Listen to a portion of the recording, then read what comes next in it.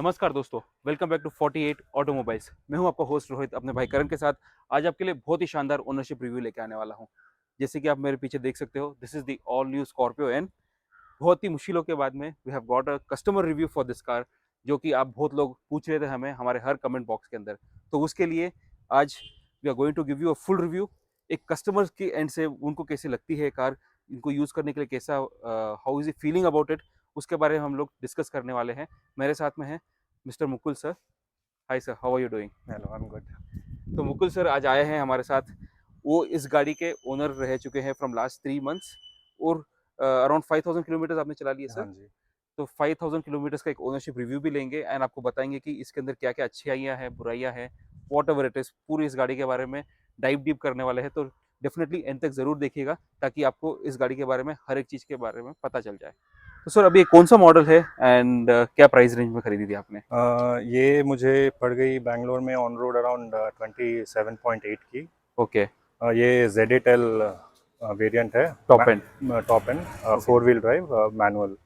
Four wheel drive manual top and हाँ जी। Z tell. हाँ जी। 27 point how much? 27.8 की पड़ गई थी। नियरली 28 लाख की एक्चुअली बैंगलोर में है। अब आप लोग बोलोगे कि इतनी ज़्यादा क्यों, क्योंकि बैंगलोर में टैक्सेस थोड़े बहुत ज़्यादा है व्हेन हाँ कंपेयर जी। To other market yes. और द अदर स्टेट्स।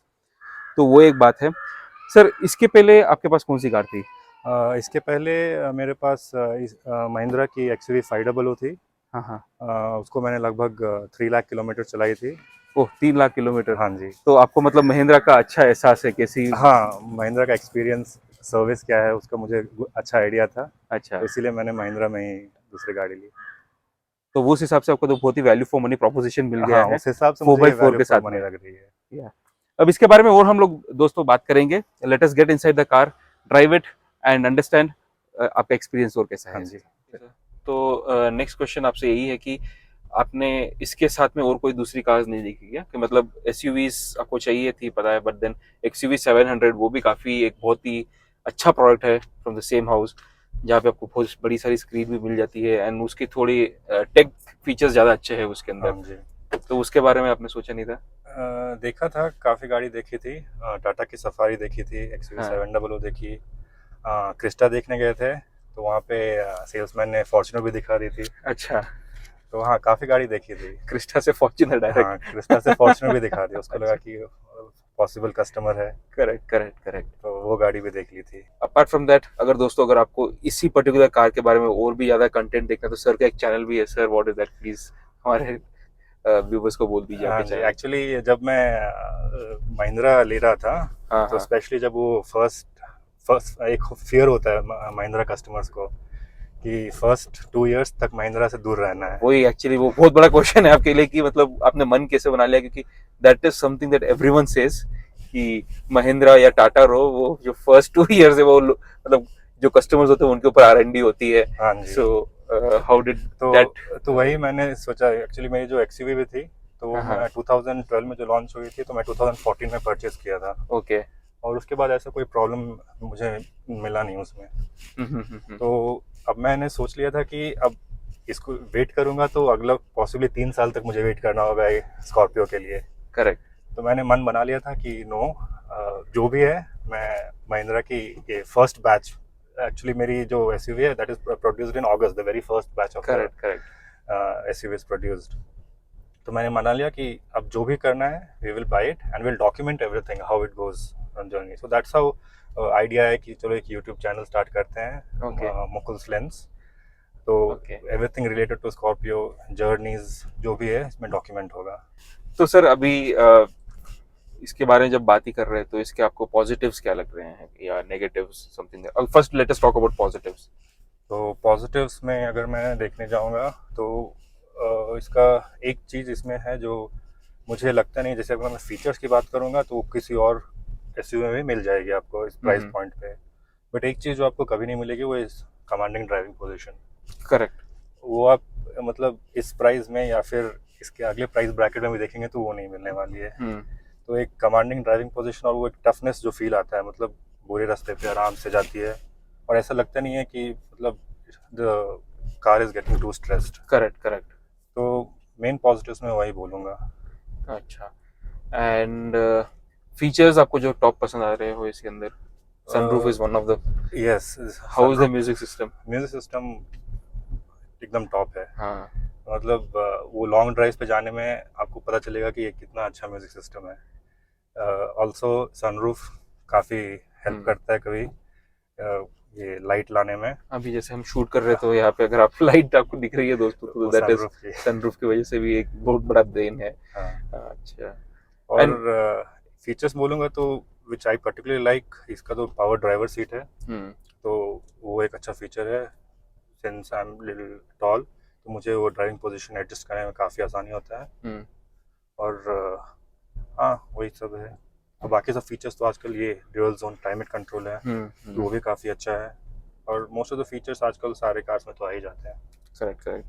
इसमें आपको 4 व्हील ड्राइव भी मिलता है तो हैव यू यूज्ड दैट? अभी तक तो मतलब वो full fledged 4 wheel drive use किया नहीं है, लेकिन हाँ मतलब कुछ कच्चे रास्तों पे ले गया हूँ जहाँ पे सिर्फ 4 व्हील ड्राइव टेस्ट करने के लिए, मतलब कैसी फील होती है। तो maybe in future I will use it as an off roader as well. अच्छा. ओके. तो ये तो पॉजिटिव्स हो गए सर. इसके नेगेटिव्स के बारे में अगर आप कुछ बोलना चाहोगे तो. ऐसा नहीं है कि ये मतलब परफेक्ट एसयूवी है, नेगेटिव्स भी हैं इसमें। एक चीज़ तो मुझे जो मेन हिट करती है as a driver's perspective is कि ये स्टीयरिंग एडजस्टेबल नहीं है, इट्स ओनली फॉर टिल्ट। अच्छा. ये रीच रीच के के लिए लिए नहीं है. एडजस्टेबल नहीं हाँ. है। एंड ऑल्सो मतलब आप ऑटोमेटिक में वायरलेस चार्जिंग देते हैं, तो मैनुअल टॉप एंड में देने में क्या जाता है आपको, तो वो समझ में नहीं आता है। करेक्ट. तो वो एक चीज. हाँ, और थर्ड रो में एसी वेंट्स दे देते हैं। और मतलब ये this is advertised as a tough SUV. Correct. तो मतलब मेरे एक्सवी 500 में भी वो पडल लैम्प्स जिसको बोलते हैं, हाँ. वो एक फीचर आता है, वो इसमें मिसिंग है। तो कॉस्ट कटिंग तो दिखता है फीचर्स के नज़रिए से। इसका कैमरा भी देख रहा था मैं, वो उतना कोई दम ही नहीं लगता है और कैमरा तो मतलब पता नहीं क्यों देते हैं। इसके एक्सवी 700 में भी मुझे लगता है ये सेम कैमरा है, तो I think they should improve this camera. Correct. Both front और बैक दोनों इम्प्रूव करना चाहिए।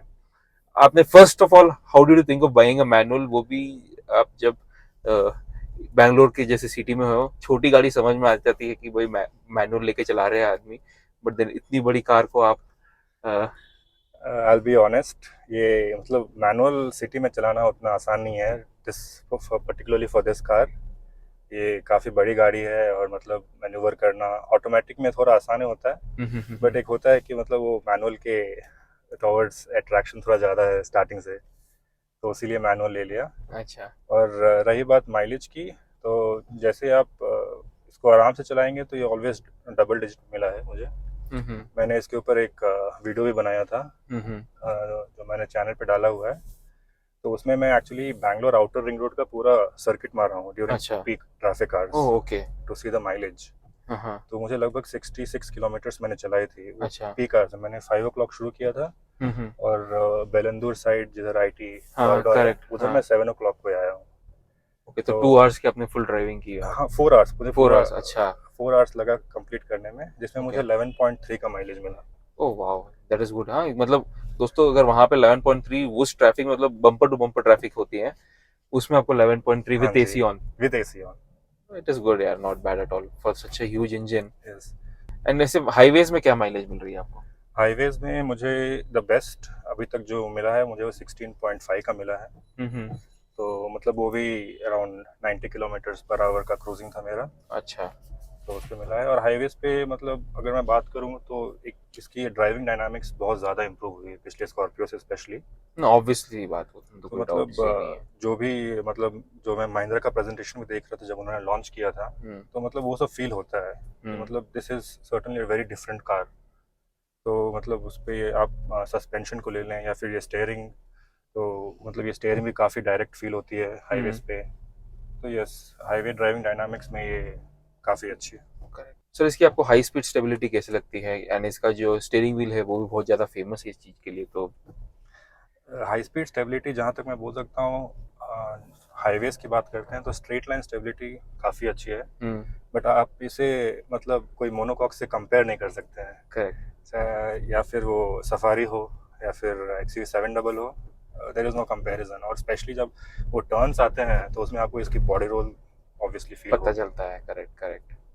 सो handling wise I will not say that this is the best car या फिर ये कोई बेंचमार्क सेट करेगी, हाँ बट यस, हाँ, ड्राइविंग डायनामिक्स ओवरऑल काफ़ी काफ़ी मैनर्ड है। सर, आपको मतलब डीलरशिप एक्सपीरियंस कैसा था जब आपने इतनी बड़ी कार ली एंड द फर्स्ट लॉट? तो डीलरशिप एक्सपीरियंस में एज ऑफ नाउ इस गाड़ी का जो भी एक्सपीरियंस है सबसे वर्स्ट जो कह सकता हूँ वो डीलरशिप एक्सपीरियंस ही ओहो, रही है। ओके। तो एक्चुअली या इतना पैसा देने के बाद when you go to take a new car, वो हम्म। मतलब सेंस ऑफ न्यू कार नहीं था मुझे। अच्छा। तो मतलब गाड़ी जैसे बाहर में पार्क रहती है ओपन एरिया में, तो काफ़ी डस्ट था अंदर में। Cleaning wise also it was not that clean. तो मतलब overall that was like the worst experience that I can say hmm. I've had with this car so far. Okay, but then इसके अलावा और कोई dealership side से आपको और कोई इश्यूज आए नहीं ना? नहीं, और कोई और इश्यूज नहीं है। सर्विसेज का कैसा रहा सर? आपने एक फर्स्ट सर्विस तो हुई होगी ऐसे 1000 किलोमीटर हाँ की, जी, तो इसकी उसमें फर्स्ट कैसा सर्विस था? हो गई थी, तो उसमें तो मैं लेके गया था, तो वो उन्होंने बोल दिया 9 रिकॉल कोड्स हैं, तभी ये इसका कुछ क्लच बेल हाउसिंग का जो हाँ, रिकॉल फेमस हुआ था। करेक्ट। तो वहाँ पे मेरी गाड़ी को अराउंड 2 दिन रखे थे। हाँ हाँ। तो but I think they have done a good work, because उसके बाद ओके, क्लच भी थोड़ी लाइट हो गई है। अच्छा। So I feel that was a good experience. तो सर जैसे कि आप पहले एक्सयूवी 500 चलाए थे, that was monocoque front wheel drive, और ये yes, ladder on frame rear wheel, तो दो different schools all yes, together तो। Completely different body type. या तो मतलब इसको अगर मैं बोलूँगा तो like even when I was small, तो हम्म। मुझे एक हैबिट था कि like cut out all the newspaper से सब कुछ काट के एक कॉपी में पेस्ट करके अच्छा, रखने का, कोलाज बनाने का, अच्छा। कोलाज बना के रखता था।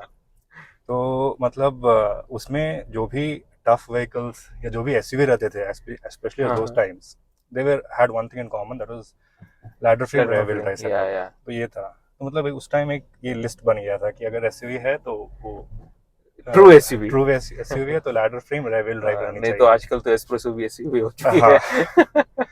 तो मतलब आई या, एम नॉट सेइंग कि आजकल कोई मोनोकॉक एसयूवी जो है वो करेक्ट। बुरी है, बट एक होता है कि वो बकेट लिस्ट में टिक करना था। हम्म।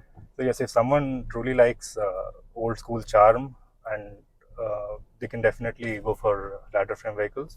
और महिंद्रा ने क्या किया है with this car is like they have got that fine balance between that old school SUV charm or modern features. Features, So correct I feel correct. that balance is rightfully achieved here. अब जब आप चला ही रहे हो sir इतनी देर से, मैं भी आपके साथ में बैठा हूँ, one thing that I am feeling इसका थोड़ा गेयर मुझे नॉची एंड नॉइजी लग रहा है, तो वो ऐसा ही है या? ये एक्चुअली मैंने जो टेस्ट ड्राइव लिए थे, अच्छा। तो उसका गियर ऐसा ही था। हाँ। तो ये लो स्पीड्स में मतलब हाँ, इसकी गियर चेंज बेसिकली थोड़ी नॉची है, मतलब उतनी स्मूथ नहीं है जो आपको आजकल की गाड़ियों में देखने को मिलता है। स्पेशली अगर आप देखेंगे होंडा की गाड़ियाँ या मारुति की गाड़ियाँ, उनके गियर काफ़ी स्मूथ रहती है। Correct correct. तो ये उतना स्मूथ नहीं है, थोड़ा सा नॉचनेस वो फील होता है इसमें। सर अगर आज के दिन आपके पास फिर से वही 28 लाख रुपीज आपके बैंक अकाउंट में आ जाए, तो आप यही कार लोगे या you look for something else? अगर सही में आप मुझे 28 लाख रुपीज़ देते हैं, हाँ। तो मैं उससे लेके उसी बैंक में उसका एफडी करा लूँगा 4 साल के लिए, और इसकी जो नेक्स्ट फेसलिफ्ट आएगी मैं वो बुक कर दूंगा फर्स्ट डे में। ओके, तो इसका मतलब आप इससे सेटिस्फाई नहीं हो या? इससे तो सेटिस्फाइड मैं जानता हूँ इसमें और क्या इम्प्रूवमेंट कर कर सकते हैं वो सकते हैं, लोग। अच्छा अच्छा, okay okay. But then I would like to say कि मतलब इस प्राइस पॉइंट में the amount of features it has, the car it is actually, जो साइज है इस कार का पर्टिकुलरली बाहर से अगर आप देखते हो तो इतनी ह्यूज लगती है, and for this price point it is actually very good actually as of today. It's a very good proposition at this price point. Value for money proposition जो हर एक इंडियन कंज्यूमर देखता है, वो इसके ऊपर बड़ी अच्छी तरह से खरी उतरती है, that is there. Thanks a lot Mukul sir, जो आपने आपका फुल इतना टाइम दिया हमें एंड टू कम हियर, एक पूरा एक्सपीरियंस आपने लोगों को दिया। एक 100% आई एम श्योर कि उनको बहुत पता चलेगा, मतलब जो भी ये कार को लेना चाह रहा है उनको एक अच्छी आइडिया मिल गई इस वीडियो के साथ में। Thank you for having me on this channel. मतलब थैंक यू, मैं थैंक्स आपका लॉट भी सर। वीडियोस देखते रहता हूँ, और उस पर मैंने स्कॉर्पियो एन वाली वीडियो देखी थी, और उससे तो मुझे और वो कन्विक्शन हो जाता है कि ओके, ऐसा है, तो उससे तो और कन्विक्शन हो गया था। So thank thank you you sir, for having thank you, me. Thanks lot sir. दोस्तों अगर आप भी बैंगलोर से हो और अगर आपको अपनी कार की कोई ओनरशिप रिव्यू देनी है तो डिस्क्रिप्शन बॉक्स में हम लोग एक लिंक दे रहे हैं, वहाँ पे जाके आपकी डिटेल्स भर दीजिएगा, गूगल फॉर्म होगा, just fill in all your details, we'll get back to you, we'll contact you, and yeah, that is all it is. Until our next video, drive safe, be responsible. Peace, bye. Jai Hind, Jai Bharat.